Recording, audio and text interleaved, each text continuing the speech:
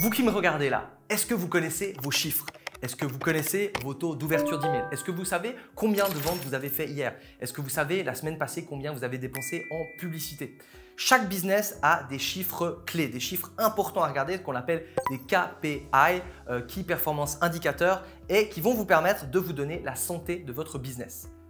Trop de fois, quand je travaille en coaching avec différentes sociétés, eh bien, que je leur pose des questions basiques sur typiquement quel est le chiffre d'affaires qu'ils ont fait le mois passé, combien leur coûte un client, ce genre de choses, eh bien, ils sont là il faut que je regarde. Et il y a une règle qu'il faut connaître, c'est plus vous allez vous concentrer sur un chiffre en particulier, un score en particulier, plus vous avez de chances de le faire monter. Alors qu'est-ce que ça veut dire? Ce n'est pas magique avec la loi de l'attraction, mais si tous les jours vous regardez combien vous faites de ventes et que des fois c'est pas bon, eh bien forcément quand c'est pas bon, ça va vous donner envie d'aller chercher des stratégies, des solutions. En tout cas, vous allez vous rendre compte. Et quand c'est des bons chiffres, eh bien ça va vous motiver, ça va vous donner envie de faire plus. Le fait de se concentrer sur un score, le fait d'avoir un score, on a beaucoup plus de chances de le faire grimper. Surtout si on a un objectif. Donc première chose, c'est en anglais, il le dit, c'est un des principes de clé du business, c'est know your number, connais tes chiffres. Et le deuxième, c'est le score. Quel est votre score? Je ne sais pas où on en est dans le mois, mais est-ce que vous avez au moins un score à atteindre à la fin de ce mois? Alors oui, il y en a qui ont des grandes visions, j'aimerais dans 1 an avoir ça, j'aimerais dans 6 mois, dans 2 ans, dans 3 ans, dans 5 ans.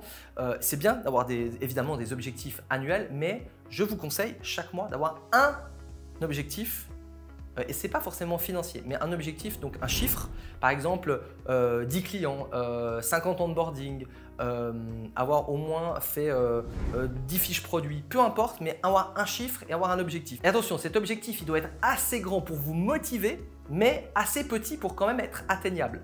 Je vois trop de gens qui planifient des trucs incroyables avec ce bon vieux adage qui dit visez la lune, visez les étoiles et vous atteindrez la lune. Oui, pourquoi pas, mais si chaque mois on se fixe un objectif et on ne l'atteint pas, eh bien dans notre cerveau, qu'est-ce qu'on se dit? On n'atteint pas les objectifs, on n'atteint pas les objectifs. Et donc pour moi, un peu une erreur du développement personnel, c'est de vouloir viser trop haut et chaque fois de louper son objectif. Parce que il y a franchement une sensation qui n'est pas super agréable, c'est quand on a un objectif et qu'on n'arrive pas à l'atteindre. Alors qu'à l'inverse, si on atteint tous nos objectifs, même s'ils sont assez faciles à atteindre, eh bien, ça va créer, on va dire, une action positive dans le cerveau et ça va travailler sur notre confiance en nous, etc., etc.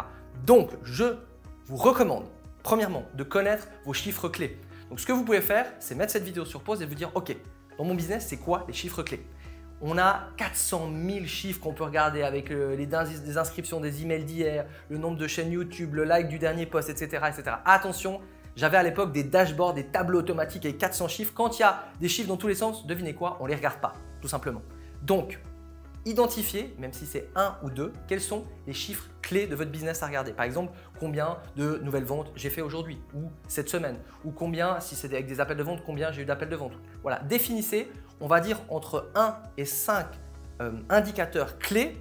Et l'idéal, eh bien, c'est de les regarder tous les jours. D'ailleurs, moi, j'ai un tableau automatique qui remonte différentes datas avec les ventes, avec la publicité dépensée, avec différentes datas. Et j'ai mis ça dans un tableau en fait, où j'ai tout d'un coup, en 1 minute, même pas, en 20 secondes, je peux regarder la santé de mon business. Si ça vous intéresse de savoir comment créer un tableau automatique, un dashboard automatique, ça peut même connecter plusieurs business ensemble, dites-le moi en commentaire et je ferai une vidéo sur le sujet. Donc, définissez ces différentes métriques à analyser. Je peux vous dire que si vous vous concentrez dessus, eh bien, vous allez avoir plus de résultats parce que forcément, vous allez chercher des solutions, vous allez être focus sur les choses les plus importantes alors qu'on sait que dans le business, on peut faire un peu de ci, un peu de ça et tout ça. C'est ça le problème, ce que j'aime bien dire, c'est la magie d'Internet, c'est qu'on peut faire plein de choses. Le danger d'Internet, c'est qu'on peut faire plein de choses. C'est en même temps un avantage et un inconvénient et on peut vite se perdre avec un peu de Twitter, un peu d'Instagram, une nouvelle stratégie, un nouveau machin, un nouveau truc. Donc, si vous avez déjà des chiffres clés, vous allez forcément optimiser les stratégies qui vont pousser ces chiffres. Donc, savoir ces chiffres et deuxièmement, avoir un objectif par mois. Un objectif, ça peut être financier, ça peut être un objectif, voilà, tout ce que c'est chiffré. Et moi, ce que j'ai, c'est que là, il y a ma porte. Sur ma porte, il y a l'objectif du mois. C'est marqué le mois, c'est marqué l'objectif. Et donc, du coup, chaque fois que je sors de mon bureau, je me rappelle cet objectif. C'est subtil, c'est pas ça qui va faire une méga différence. Mais le fait de savoir ces chiffres et de concentrer sur l'objectif, vous allez avoir beaucoup plus de chances de les atteindre que si vous êtes là. Ah oui, je sais que, ouais, je crois que ça a l'air plutôt bien. C'était quoi tes chiffres de vente le mois passé? Ah, le mois passé, je ne sais plus trop, il faut que j'aille regarder sur les fiches Excel. En fait, vous êtes un entrepreneur en mode ligue un peu amateur. Donc, je sais que ça peut être chiant. Moi, je ne suis pas spécialement quelqu'un qui regarde les chiffres et ce genre de choses tout le temps, enfin qui aime les chiffres et tout ça, la comptabilité, ça me saoule. Mais pourtant, j'ai appris que c'était juste la base, juste la base.